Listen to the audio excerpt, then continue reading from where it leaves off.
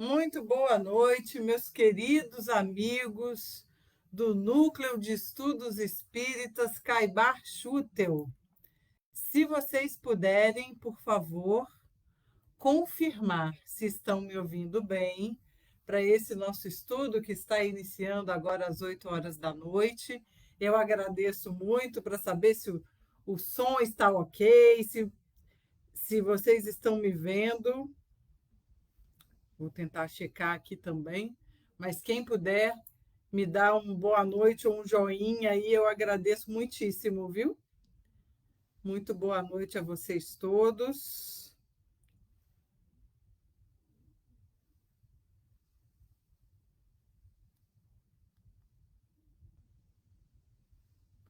Acho que estamos ao vivo, tudo certo.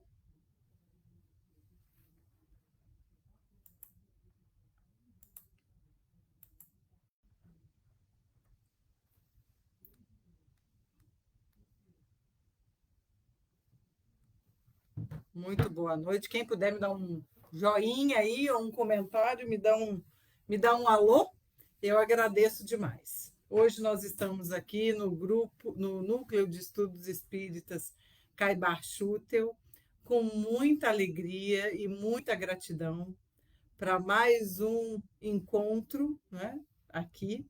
Eu sempre fico muito agradecida ao Mauro por me dar essa oportunidade de estar aqui com amigos queridos.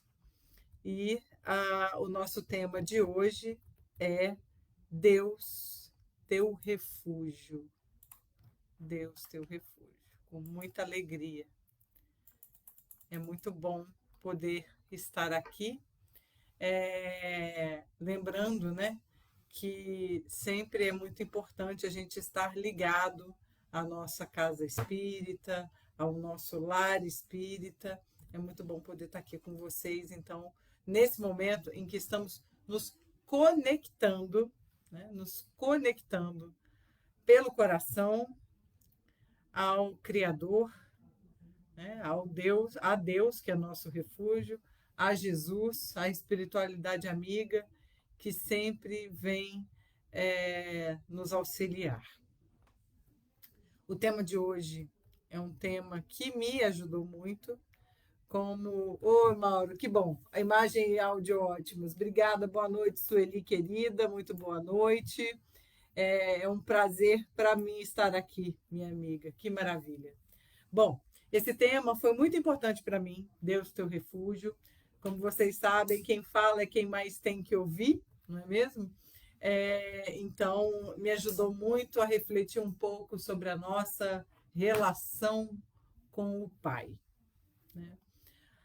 Na questão, vamos iniciar então pedindo a espiritualidade amiga para nos auxiliar, para nos amparar, envolver a todos nesse momento em vibrações de paz, em vibrações de harmonia, que fluidifique a nossa água, né, colocando nela o remédio necessário ao nosso corpo físico e ao nosso corpo espiritual, que nós possamos então unir e elevar os nossos pensamentos a Jesus, ao Criador, aos nossos espíritos protetores, para que nós também estejamos mais abertos, né, às suas inspirações, para que eles que sempre nos ajudam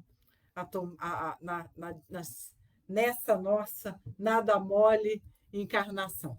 Bom, na pergunta de número 1 do Livro dos Espíritos, Tratado da Filosofia Espírita, Allan Kardec pergunta aos espíritos: que é Deus?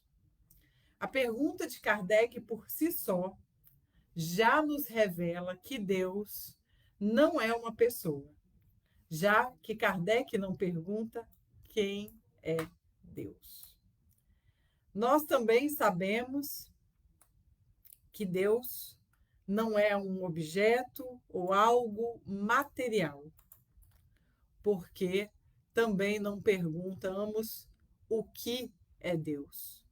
Não é uma pergunta precedida de né? Nem quem é Deus, nem o que é Deus. É simplesmente que é Deus.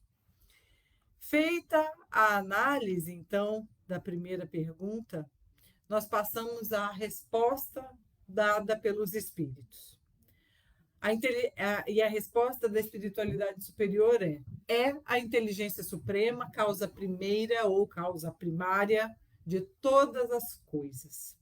Isso quer dizer que, sem Deus, nada do que existe hoje existiria. É a inteligência suprema. Não existe nenhuma outra que sequer se iguale à inteligência de Deus. O Ser Supremo é riquíssimo em atributos ou qualidades que tornam Deus ímpar, único no universo. E é o que a gente vai falar agora, que está lá no Livro dos Espíritos, na pergunta de número 13, quando Kardec já está trazendo as respostas dadas pelos espíritos sobre atributos da divindade.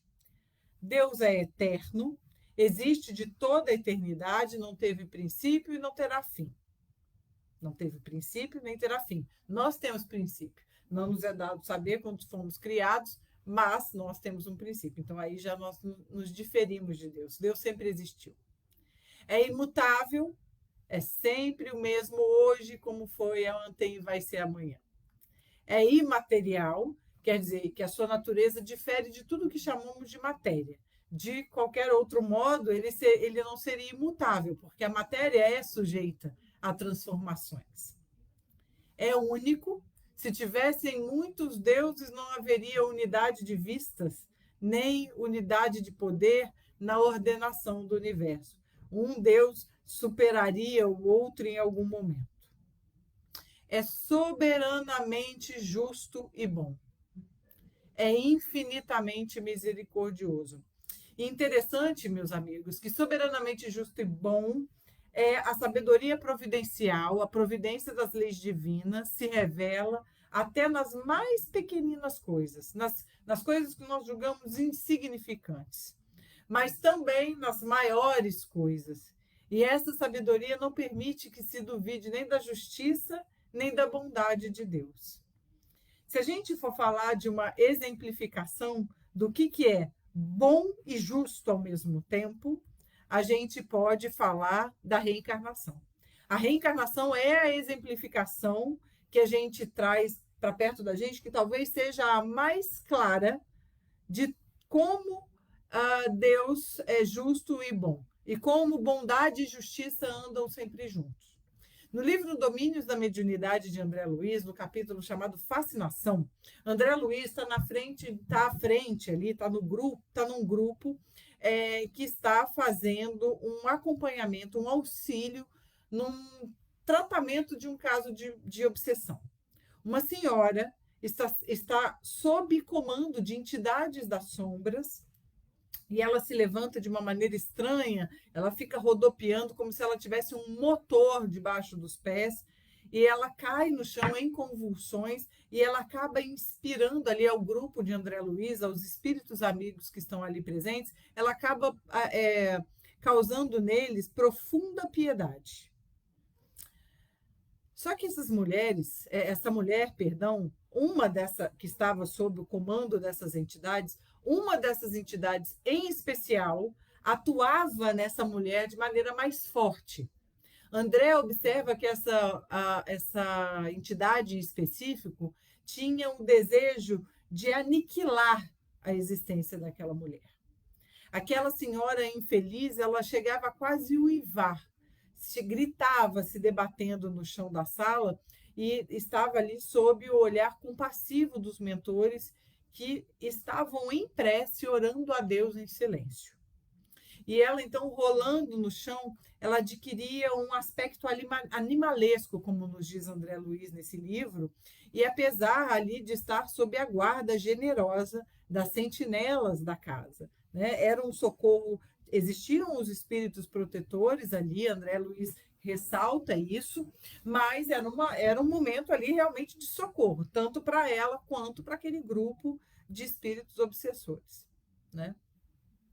E ali, assim, eles então, usando recursos magnéticos, os mentores conseguiram interferir naquela luta. e fazendo com que o obsessor se afastasse dela, mas de certo modo ele ainda continuou dominando aquela enferma a uma certa distância. Quando eles conseguiram, então, reerguer a mulher, né, colocaram ela sentada próxima do marido, e aí eles passaram, então, os espíritos superiores que estavam ali acompanhando André Luiz, passaram a explicar para ele aquele processo obsessivo. Aquela irmã, ela estava sendo controlada por um desencarnado que estava acompanhado por várias entidades que compartilhavam com ele do desejo de vingança. Ou seja, era um grupo ali de espíritos das sombras que o que eles tinham em comum? O desejo de vingança. Para um deles, a vingança era direcionada exatamente para aquela mulher. Então, naquele ímpeto de ódio, aquele homem, então, aquele espírito que lançava aquela mulher, aquele espírito, ele tinha um firme desejo de humilhar aquela mulher.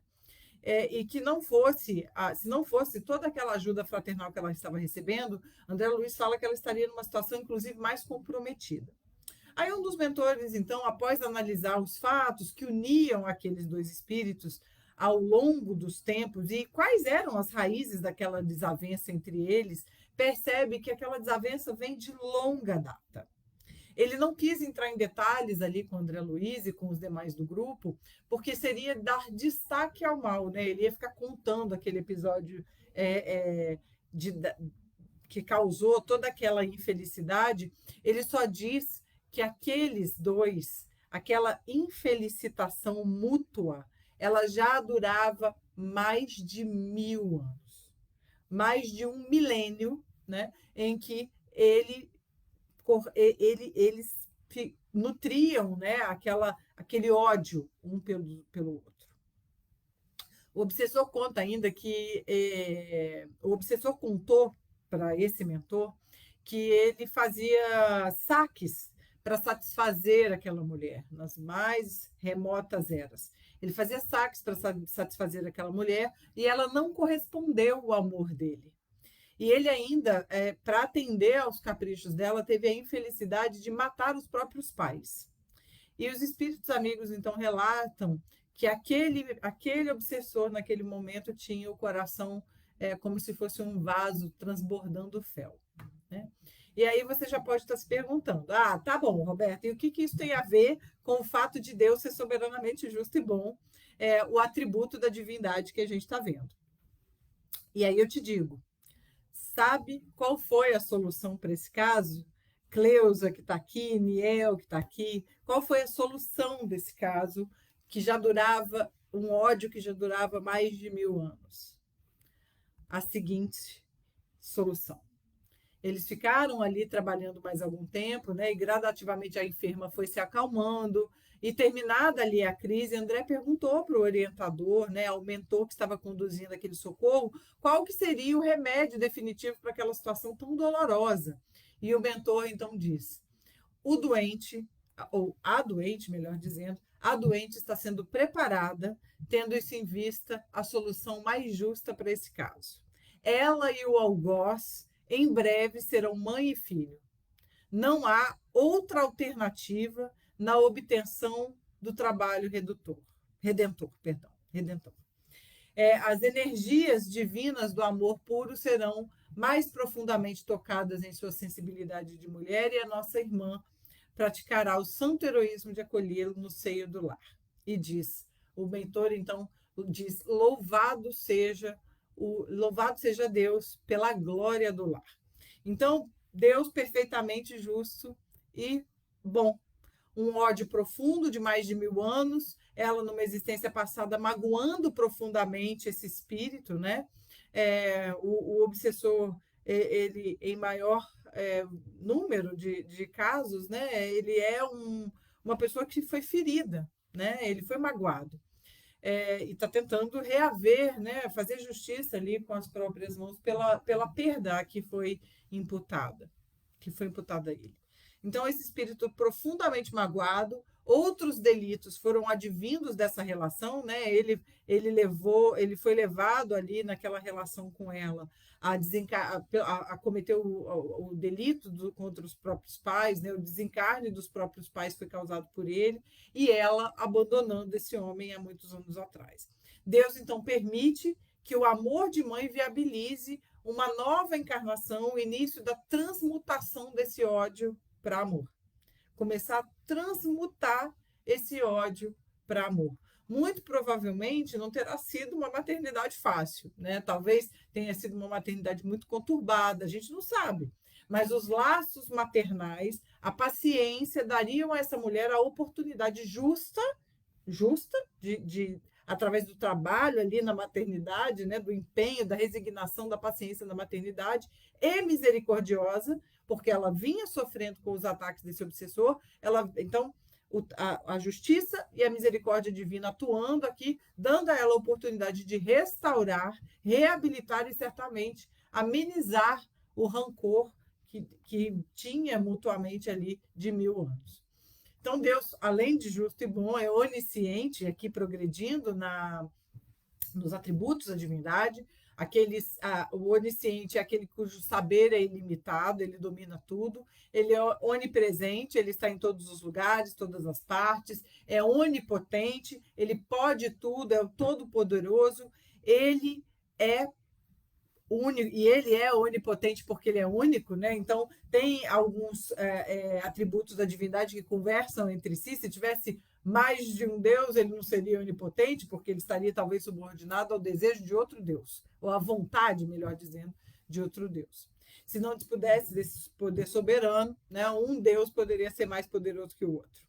Enfim, então em todos os atributos ele é infinitamente perfeito. E sendo Deus, a causa primeira de todas as coisas, a base de toda a criação, tudo que existe é obra sua. Kardec, no capítulo 2 de A Gênese, que tem como título Deus, falando sobre a existência de Deus, nos ajuda a raciocinar de uma maneira lógica e cristalina. Como princípio básico, pelos efeitos que se julga, né, uma causa, mesmo quando ela se conserve oculta.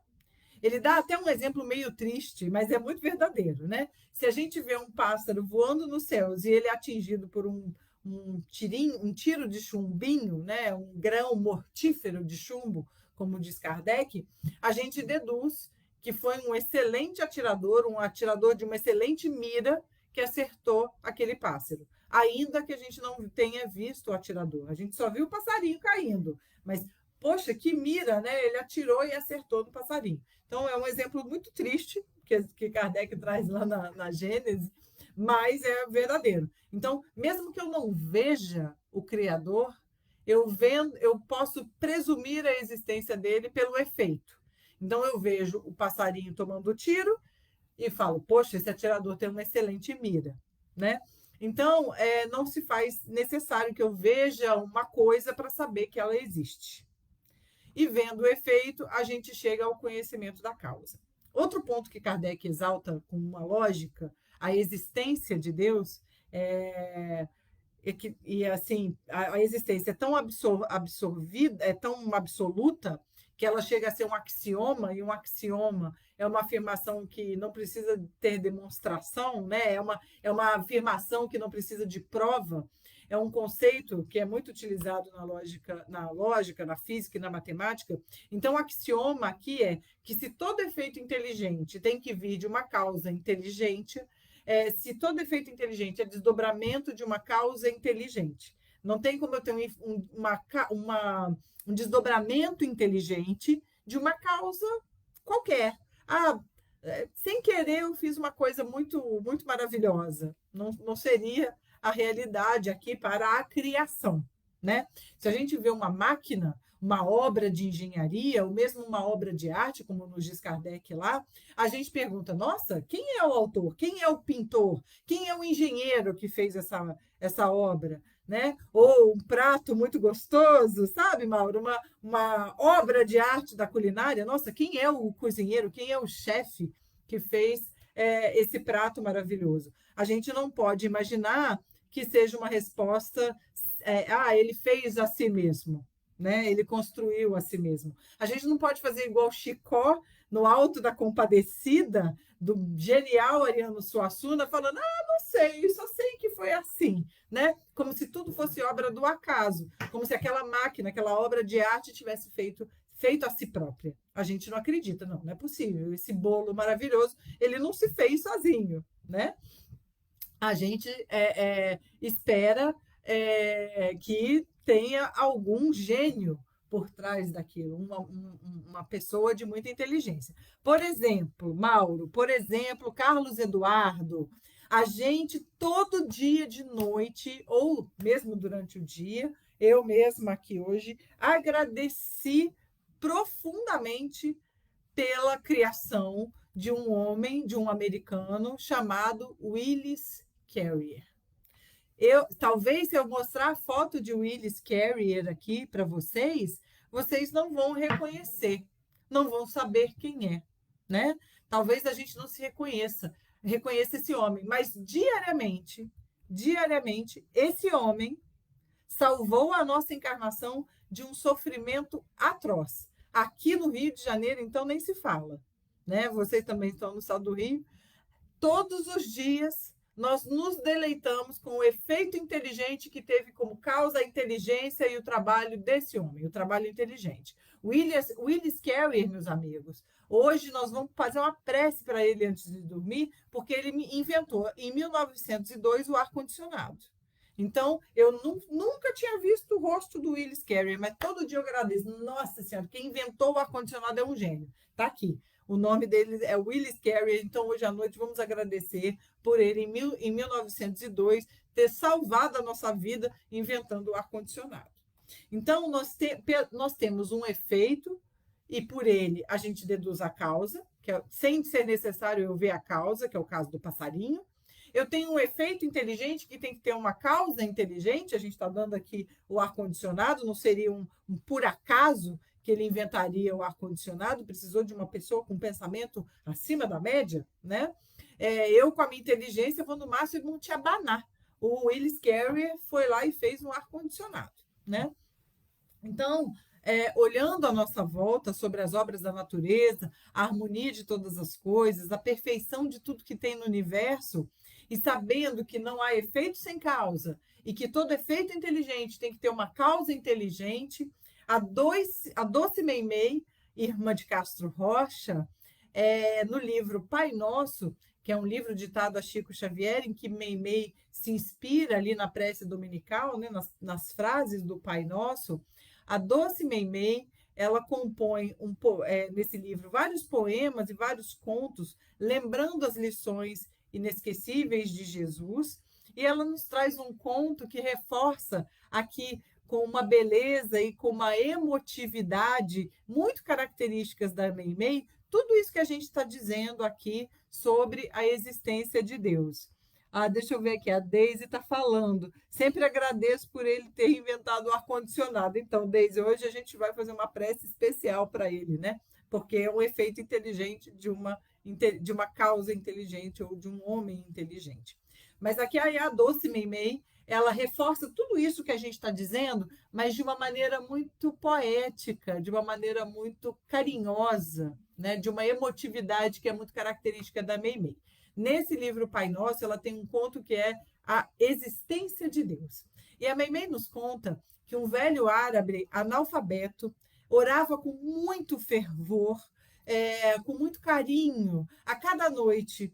E uma dessas noites, o chefe rico, né, dono da caravana que ele trabalhava, chamou aquele velho árabe à sua presença e perguntou: por que você ora com tanta fé? Como é que você sabe que Deus existe quando você nem sabe ler? E aí aquele crente fiel, como diz Meimei, responde assim: Senhor, com toda a humildade, né, chamando o dono da caravana de Senhor, eu conheço a existência do nosso Pai Celeste pelos sinais que ele nos dá. E aí o grande dono da caravana pergunta: como assim? E aí aquele servo humilde então explica: quando o Senhor recebe uma carta de alguém, de uma pessoa que não está perto de você, como é que você sabe quem que escreveu a carta? E aí ele responde: pela letra, pela caligrafia, né? Quando o senhor recebe uma joia, e como é que sabe quem que é o autor dessa joia? Pela marca do ourives, né? Pela assinatura do ourives. E aí o empregado então continua. E quando o senhor ouve passos de animais ao redor da tenda, como é que o senhor sabe se é um carneiro, um cavalo ou um boi? E aí o dono da caravana responde, ué, pelos rastros que eles deixam, né? Já ia falar, uai, mas o dono da caravana não é mineiro, eu que sou. Então, ele responde que ele percebe pelos rastros, né? E aí o velho crente, então, convida o dono da caravana para sair da barraca um tempo para olhar à noite. E ali, mostrando o céu, a lua que brilhava, ele cercada ali por multidões de estrelas, ele exclama com muito respeito: Senhor, aqueles sinais lá em cima não podem ser dos homens. E aí, nesse momento, então, aquele dono de caravana orgulhoso, de olhos lacrimejantes, se ajoelha do lado daquele crente na areia e começa a orar com o mesmo fervor. Né? É lindo, né? É lindo, lindo, lindo. O ar-condicionado, além de nos refrescar, ar-condicionado é extremamente importante nos hospitais, com certeza, né? Auxiliando ali a todos do hospital, mantendo, inclusive, né, até o higiene, até a higiene, né? Porque a temperatura mais alta, mais baixa, assim, evita, às vezes, proliferar algumas bactérias, etc. Então, Kardec diz na Gênese que Deus não mostra, mas Deus se revela. Aliás, Deus não se mostra, mas Deus se revela. É lindo, né, Mauro? Eu também fiquei muito emocionada lendo esse texto da Meimei, né? A gente olhar para o céu e ver ali com esses olhos, né? A gente tem que ter esses olhos de olhar que aquilo ali é criação divina, né? E que não é um homem, não é criação humana, é criação divina. Então é tão bonito quando a gente passa a olhar. A gente tem que olhar isso assim a gente também, né? Olhar os irmãos de humanidade, porque às vezes a gente olha para o outro e não vê no outro também uma criação divina. Então a gente também tem que olhar. E até si próprio, né? Até si próprio. Mas a gente vai chegar lá. E aí, então, eu achei muito bonito isso que Kardec coloca, né? Que Deus não se mostra, mas ele se revela pelas suas obras, ele está revelado pelas suas obras. Não nos é dado ainda conhecer a natureza íntima de Deus, para compreender Deus ainda nos falta um sentido próprio, que só se adquire por meio da completa depuração do espírito. A gente não consegue, ainda somos muito toscos, né, por assim dizer. O nosso espírito ainda precisa se depurar muito para a gente poder alcançar essa compreensão, para a gente ter essa visão de Deus. Tem uma reportagem, uma entrevista, melhor dizendo, uma entrevista, agora eu não vou, eu acho que é de Mozart. Ele fala que ele mora num planeta muito evoluído, já desencarnado, né? Ele dá essa entrevista. Existe uma entrevista de Mozart na Revista Espírita de Allan Kardec, e ele fala que ele mora num planeta muito evoluído, mas que ele ainda não tem a visão de Deus. Ou seja, ser muito evoluído, mas ainda tinha coisa para depurar, né? Ele vivia num mundo feliz, mas ainda tinha muita coisa para depurar até que ele pudesse ter a visão de Deus. É muito bonito. E a nossa jornada, né? O que temos à frente na nossa jornada.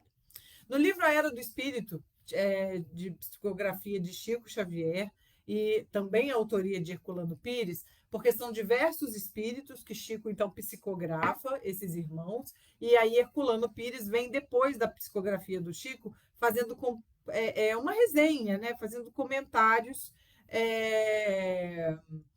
já que ele era filósofo, né, e escritor espírita, ele comentava as psicografias feitas pelo Chico. Então, eram algumas perguntas feitas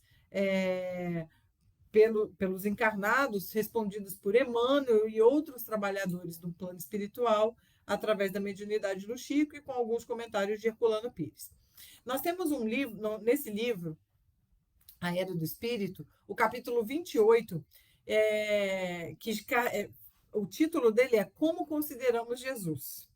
E aí o Chico fala, né, do Criador, que os espíritos nos ensinam, todos os espíritos que nos ensinam que o Criador é de fato a fonte de toda a vida, que nós não podemos ainda ter a visão de Deus muito além do que Jesus nos ensinou no Pai Nosso, né? Que é exatamente Pai Nosso que estais no céu. Mas que o Chico, um dia, pediu para Emmanuel para explicar para ele qual que era a posição de Jesus no sistema solar, como é que era Jesus e Deus. E aí o Emmanuel responde: ah, que ótimo, obrigada, Mauro. Revista Espírita de 1858, Maio, Conversas Familiares de Além Túmulo, Mozart. Eu acho que tem uma outra que ele também dá uma outra entrevista, mas é isso mesmo. Ele fala que ele mora, inclusive, acho que, se eu não me engano, em Júpiter. Eu acho que é isso. Mas aí Chico, então, pergunta para Emmanuel onde que fica Deus, onde que fica Jesus, e o Emmanuel dá uma resposta muito direta para o Chico. Fala: Chico, a respeito de Deus, fica com a expressão do Pai Nosso dita por Jesus e não pergunta muito, não, porque você não tem mente capaz para entrar no domínio desses conhecimentos com a segurança necessária. Tipo, olha, você não alcança. Fica com o Pai Nosso que estás no céu, que já está bom demais. E aí o Chico não aceita essa resposta do Emmanuel, né? Pai Nosso e para por aí, o Chico não aceita. E aí Emmanuel diz assim: faz assim, Chico. E o Chico insiste: que isso, Emmanuel? Eu consigo, que isso? Você não pode me dar uma resposta dessa? E aí, então, Emmanuel faz igual a gente. Ah, você quer? Então toma. Aí, o que o Chico conta? Ele conta que aí, nesse momento, o Emmanuel, então, desdobra na frente dele um painel à frente da vista dele, num fenômeno mediúnico. E aí aparece para o Chico a Terra, na comunidade de todos os mundos do nosso sistema solar, isso tudo em torno do Sol. O nosso Sol, depois, entra numa fase de um outro painel, evoluindo para uma outra constelação, que aí o Chico já olhava para aquela constelação achando que era Andrômeda. E aí, então, dessa outra, nasce outra constelação, que arrastando para outro sistema, evoluía numa direção de uma outra constelação, que aí o Chico já não sabia bem o nome. E aí, dessa outra constelação, avançava para uma outra muito maior dentro da nossa galáxia. E aí, depois, apareceu uma nossa galáxia imensa, como se uma lente muito potente estivesse vinculada aos olhos do Chico e ao painel. E aí, dessa nossa galáxia, evoluíam outras galáxias em torno de uma outra nebulosa enorme. E aí, Emmanuel disse que aquelas nebulosas evoluíam em torno de outras nebulosas. E aí, o Chico ficou com a cabeça cansada. Ele falou: Emmanuel, eu quero voltar.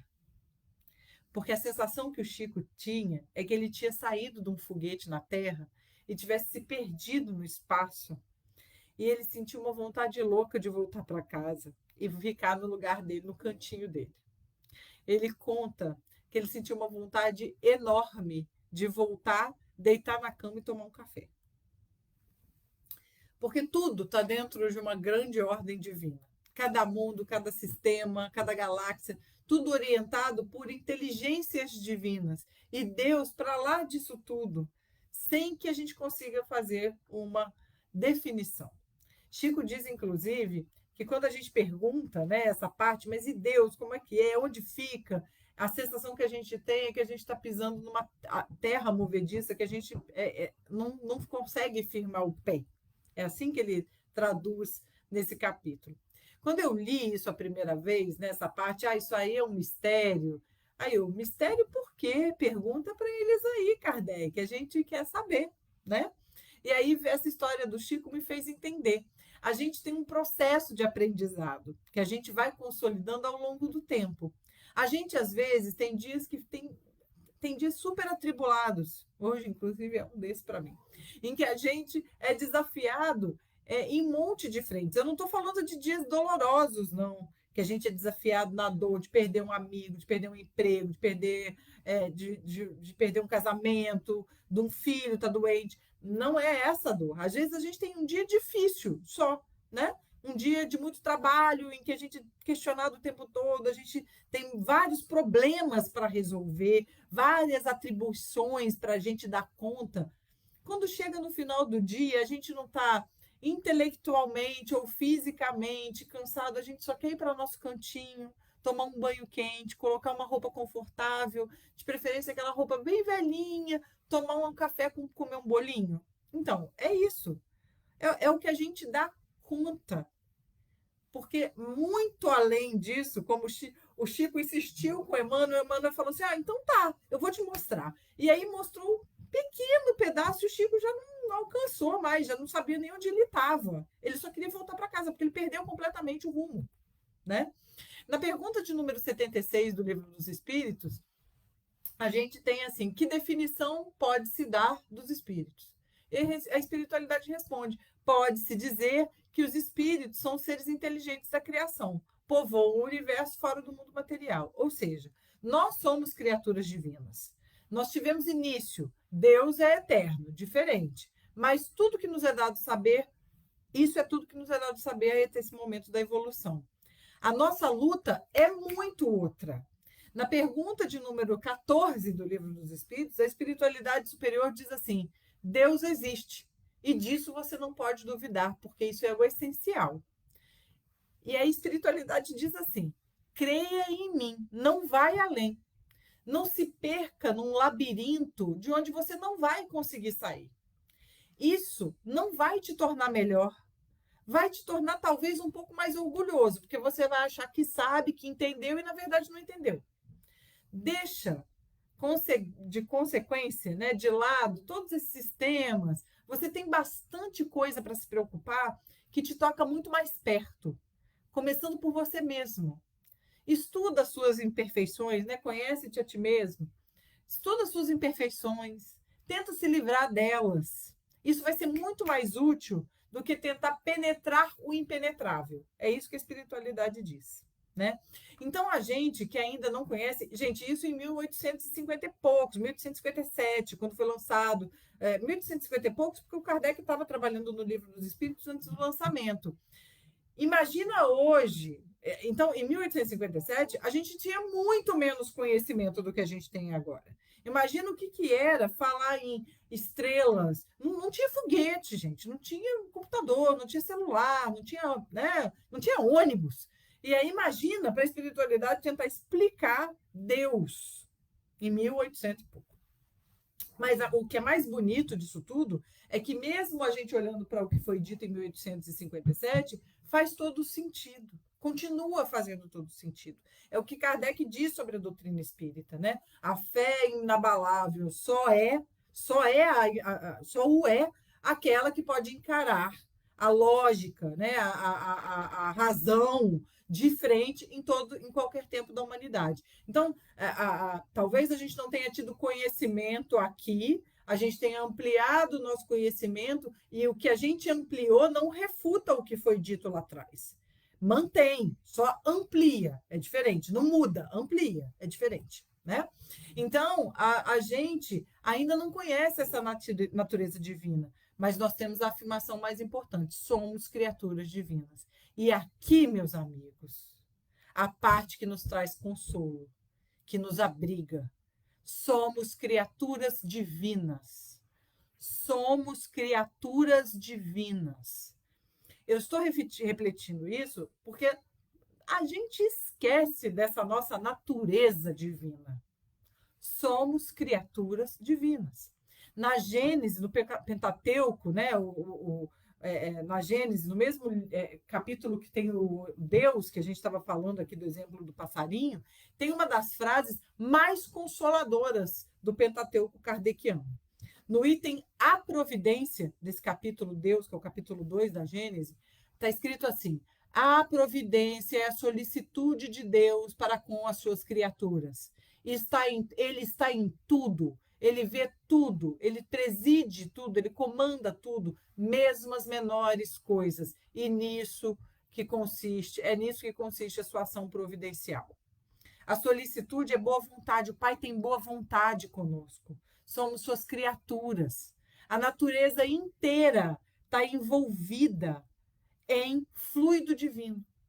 Nenhum ser haverá, por mais ínfimo que seja, que não esteja saturado desse fluido divino.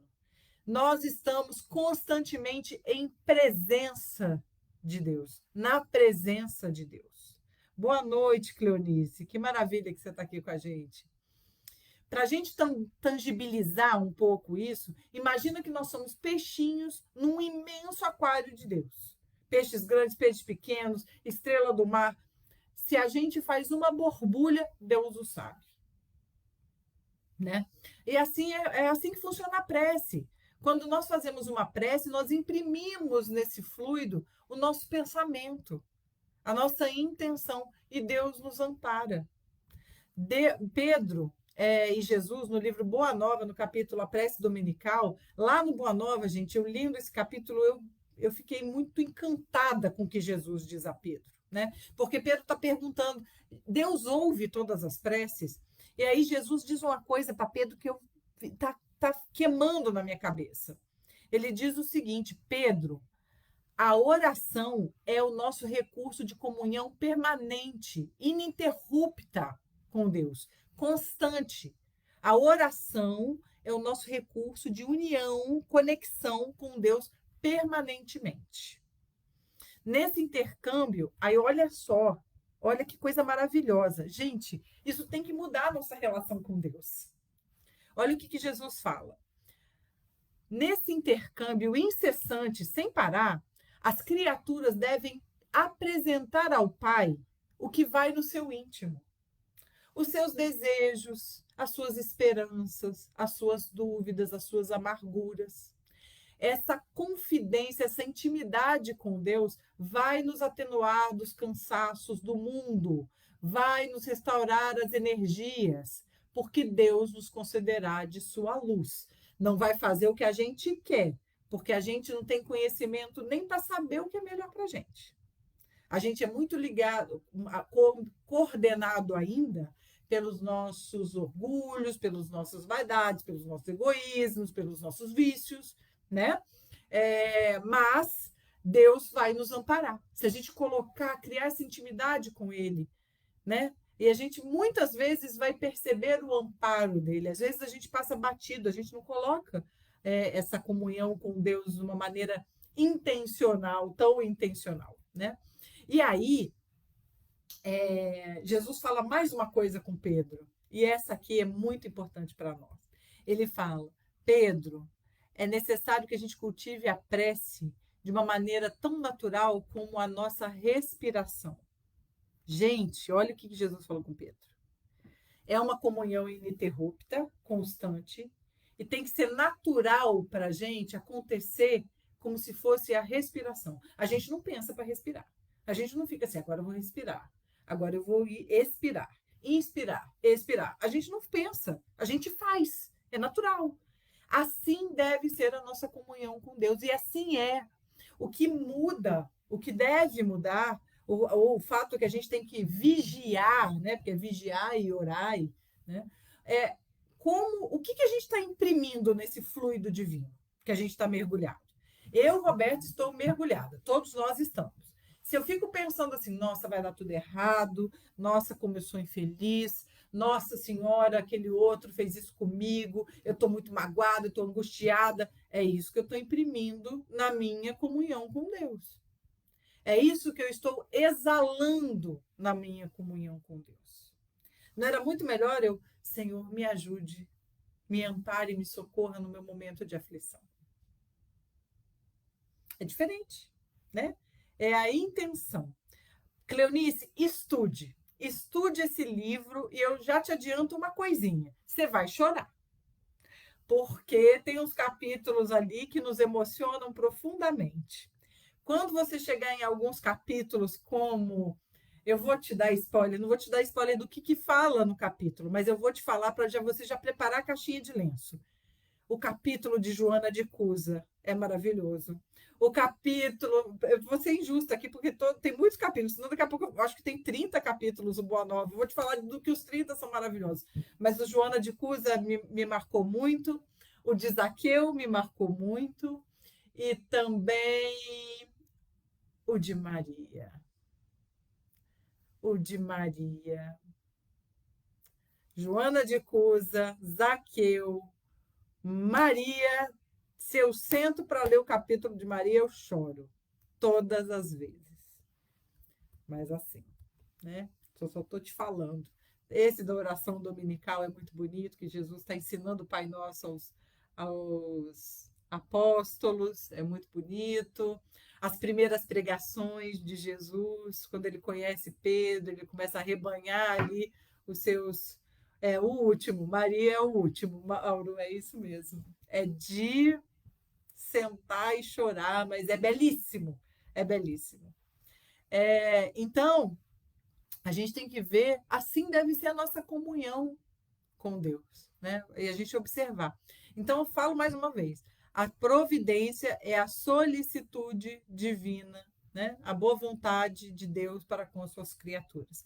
Ele está em tudo, ele tudo vê, ele preside as menores coisas e nisso consiste a sua ação providencial. Na epístola de Pedro, nós temos assim: lançando sobre ele toda a vossa ansiedade, porque ele tem cuidado de vós. Algo que funciona para nós mais ou menos assim: pensar demais vai acabar com a nossa paz. Ore e deixe isso com Deus. É maravilhoso, né? E realmente, às vezes a gente fica rodando em círculo, sem conseguir fugir de um pensamento intrusivo, muitas vezes, nos sentindo extremamente infelizes. Ore e deixe isso com Deus. Está lá na Epístola de Pedro, né? Acaba com essa ansiedade, entrega a sua ansiedade a Deus, é maravilhoso. E nós aqui que vivemos constantemente aflitos, está tudo nas mãos de Deus e Ele ama as suas criaturas e todos nós somos suas criaturas, né? Pergunta 963 do Livro dos Espíritos. Com cada homem, pessoalmente, Deus se ocupa? Deus se preocupa com cada homem? Não é ele muito grande, nós muito pequenos, para que cada indivíduo em particular tenha, a seus olhos, alguma importância? 963. E aí a espiritualidade responde: Deus se ocupa com todos os seres que criou, por mais pequeninos que sejam. Nada para a sua bondade é destituído de valor. Então, quando a gente olha no espelho e fala: eu não sou nada, eu não sou ninguém, né? A gente tem esses pensamentos dolorosos sobre nós às vezes. Nossa, meu Deus do céu, eu sou um infeliz, eu sou um desgraçado. Nós somos criaturas divinas. Deus não nos abandona jamais, não nos perde de vista. Nada para a sua bondade é destituído de valor. Não há sofrimento que possa suplantar essa afirmação de sermos criaturas divinas. Tudo está na bondade de Deus, né? E tem um capítulo do livro Almas em Desfile, que é belíssimo, de Hilário Silva, psicografia do Chico, e para ver o quanto Deus nos apoia, né? Nos socorre o tempo todo. O senhor Anselmo Pires estava sozinho no seu sítio. Ele tinha ficado viúvo e não suportava mais a dor e a saudade de sua Antônia, que havia desencarnado. Apesar de ter muitos empregados, ele ali se sentia absolutamente sozinho depois da partida de sua Antônia. Ele chegou a cair doente. Ele, então, acamado, pedia para todo mundo dar veneno para ele. Ele não queria mais viver, ele queria acabar com essa existência, abandonar esse mundo. Mas os amigos chegaram muito providenciais e generosos. E aí, então, o velho Anselmo Pires, dono do sítio Maria Quitéria, foi conduzido a um centro espírita. E ali teve socorro moral, embora muito desesperado ainda, começou a ouvir ali as interpretações do Evangelho e, próximo ali da sua chegada, já começou a melhorar, né? Aquelas palavras de fé, de amor que ele escutava, começaram a penetrar no seu íntimo como um grande bálsamo, né? Os livros espíritas começaram a trazer para ele novos pensamentos, um novo rumo aos seus pensamentos. Aquela prece feita pelos companheiros naquele ambiente começou a servir para ele como um alimento que ele não podia ficar sem, era o sustento dele. E aí, numa noite, no centro espírita, uma grande surpresa. Ele desabrochou numa clarividência. Ele teve, então, a sua mediunidade aflorada e ele viu do lado dele a sua amada Antônia. E ali ele ficou felicíssimo. E aí ele já não precisava acreditar, ele sabia, né? Chorando, ouviu Antônia falar ali as suas antigas frases de amor, de carinho, e pedia para ele continuar firme naquele rumo de renovação. E aí, então, o Pires obedece aquilo. Ele percebe que a existência dele mudou completamente. Ele continuava sozinho, mas ele ali agora já desfrutava de uma alegria muito grande. Ele tinha certeza, ele ia reencontrar em algum momento a sua esposa abnegada. Ele não queria fazer nada que pudesse retardar esse encontro, né? Então, ele começou a ajudar ainda mais, né? Ele não era só mais um dono de terras, ele se fazia ali ajudante, meeiro dos seus assalariados ali, ele se fazia amigo e benfeitor, né? Ele reformara alguns hábitos, ele tinha agora um horário para visitar doentes, ele tinha tempo para falar com as crianças, os meninos esfarrapados da vizinhança, ele ajudava com os deveres da escola, ele também acabava ajudando alguma coisa material, né? Então ele estava com a vida reformada. Só que aí veio um problema. O nosso Anselmo era caçador. Ele tinha muitas armas em casa. Ele gostava de caçar. Ele caçava com o sogro, ele tinha um arsenal de verdade na casa dele. E aí ele pensava, gente, eu não posso continuar com esse material aqui. Agora ele já olhava aquele arsenal com vergonha. Ele não ia mais caçar de forma alguma, né? E aí ele percebeu também que dentro do sítio dele, ele tinha um alambique. E ele não podia mais ser uma pessoa que promulgava, né, mais consumo de álcool, né? Não podia ser uma pessoa que projetava mais alcoolismo. E aí, então, um belo dia, ele desmonta o alambique, coloca tudo no paiol, pega todas as armas também que ficavam numa sala e coloca também no paiol. Só que ele pensava, bom, o que eu faço? Eu posso vender, porque dava 600 mil cruzeiros, era quase 1 milhão, né? Era mais de meio milhão de cruzeiros. Eu posso vender e usar esse dinheiro em favor dos outros. Mas aí ele pensava, mas eu não posso vender, porque se o que é bom não é bom para mim, também não é bom para o outro. Eu me livro do problema, mas causo um problema para outra pessoa. Então, o que eu faço? E ele ficou ali uns 2 dias com a cabeça queimando o que ele ia fazer para poder se livrar daquele arsenal e daquele material do alambique. Pensando, não posso simplesmente abrir mão, porque é um dinheiro grande, né? É um valor importante que eu poderia usar para ajudar os outros, mas eu também não posso, se eu não quero para mim, eu também não posso querer para o outro. E aí, então, o seu Anselmo vai falar, eu já sei o que eu vou fazer, eu vou no centro. Eu vou conversar com os meus amigos espíritas para poder ver o que a gente chega de conclusão. E ele pegou a sua charrete e foi até a cidade encontrar com os amigos espíritas dele. E aí todos concordavam com ele. Verdade, você não pode utilizar mais isso, você não pode deixar de vender, porque é um dinheiro importante, é uma quantia importante para você ajudar pessoas, e você também não pode vender ao outro, causando ao outro um problema. E ele conversou com umas 10 pessoas, e nenhuma dessas 10 pessoas dava a ele uma solução. E aí, meus amigos, ele volta para casa desolado. O que eu vou fazer para me livrar desse problema?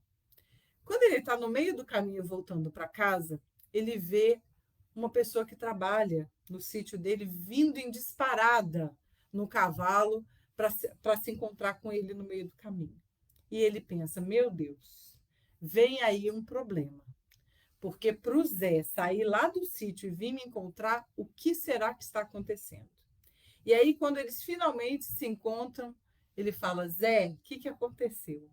E aí, patrão, você não vai acreditar, você não vai acreditar. O paiol pegou fogo. Tinha umas crianças brincando perto e agora o paiol pegou fogo. E ele: que paiol? O paiol onde o senhor colocou o alambique e todas as suas armas.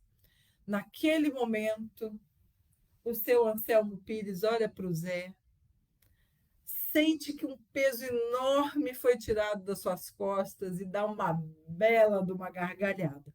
O Zé fica olhando para ele, obviamente, como quem pensa: ficou caduco de vez, né? E aí, isso é só um texto muito interessante que a gente tem nesse livro Almas em Desfile, porque mostra a ação providencial. Ele não sabia o que fazer, não era bom para o outro, não era bom para ele, ele não queria abrir mão do dinheiro porque podia ajudar para o outro e de repente vira tudo cinza. E aí Deus mantém ali a sua vontade, né? Permanece a vontade divina. Joana de Ângeles, nós aqui já caminhando para o final, Joana de Ângeles nos diz no texto Deus, teu refúgio, que é o título do nosso estudo de hoje. Joana nos diz assim, eu gostaria de terminar com esse texto tão carinhoso de Joana de Ângeles, porque ela nos diz assim: Deus é teu amigo perfeito, acessível, sempre disposto a te ouvir as queixas e a apresentar-te soluções, como deu para o nosso amigo Anselmo. Jamais se cansa, nunca se exaspera. Se buscamos a Deus, ele atende, paciente. Quando rejeitado pela nossa ignorância e rebeldia humana, permanece discreto, aguardando. Silencioso, fala em todas as expressões da natureza, manifestando de 1000 modos impossíveis de não serem percebidos. Como o nosso querido árabe, analfabeto, que via nas estrelas dos céus os sinais de Deus. Deus é sempre indulgente, é refúgio seguro, onde o consolo se expande, tranquilizando aquele que busca albergue. Está suficientemente perto para tomar conhecimento das tuas necessidades, no entanto, não te constrange, te obrigando a receber-lhe o auxílio. Ele te propõe sugestões supremas e conselhos sensíveis, com claridade da sabedoria que te ilumina interiormente. Às vezes, inspira-te antes dos acontecimentos para que te poupes aos desastrosos e te beneficies com os favoráveis. E é verdade, né? Às vezes acontece com a gente, da gente alguma coisa acontecer e a gente já está preparado. Tanto para e aí a gente evita ocasiões ainda mais desastrosas e a gente também preparado tira maior proveito do que vem pela frente, né? Com Deus no coração e na mente, agirás com decisão feliz e desempenharás as tuas tarefas com dinamismo elevado. Ele provê todas as tuas necessidades, mas não as assume, anulando o teu esforço, o teu valor e assim te candidatando à inutilidade. Ele te abençoa, quer o busques ou não. Contudo, se te elevas em pensamento, sintonizando com suas dádivas, assimilarás melhor a irradiação desse supremo amor. Se a gente se liga, a gente tira melhor proveito, a gente assimila melhor e a gente começa a ver os milagres, por assim dizer, o amparo divino de uma maneira mais fácil. É o que Joana está nos dizendo aqui. E aí ela termina assim: Não faças nada, não faças nada sem te apoiares nesse amigo certo, seguro e paternal que é Deus. Gente, isso precisa melhorar a nossa relação com Deus. Eu finalizo aqui com o Pai Nosso, né, que é essa oração que Jesus nos ensinou a seus apóstolos, ensinou a todos nós, para que a gente lembre de se conectar com Deus, colocando intenção, colocando desejo de nos comunicarmos com Deus. Pai nosso que estais nos céus, santificado seja o teu nome. Venha a nós o vosso reino, seja feita a vossa vontade, assim na terra como no céu. O pão nosso de cada dia nos dá hoje. Perdoai as nossas ofensas, assim como nós perdoamos a quem nos tem ofendido. Não nos deixeis cair em tentação e livrai-nos de todo mal. Amém. Muito, muito obrigada, meu amigo, meus amigos todos, meu amigo Mauro, Ana Lúcia, que saudade de te ver, Silvana, Cleusa, Sueli, meus amigos, muito obrigada por me receberem aqui. Vocês têm um lugar muito especial no meu coração, é sempre uma alegria enorme estar aqui com vocês e eu agradeço muito a oportunidade, viu, Mauro? Todas as vezes que você me chamar, estarei aqui. Sejam envolvidos todos em muita gratidão. Uma boa noite a todos, muito obrigado por estarem comigo aqui. Muito obrigada, boa noite, gente.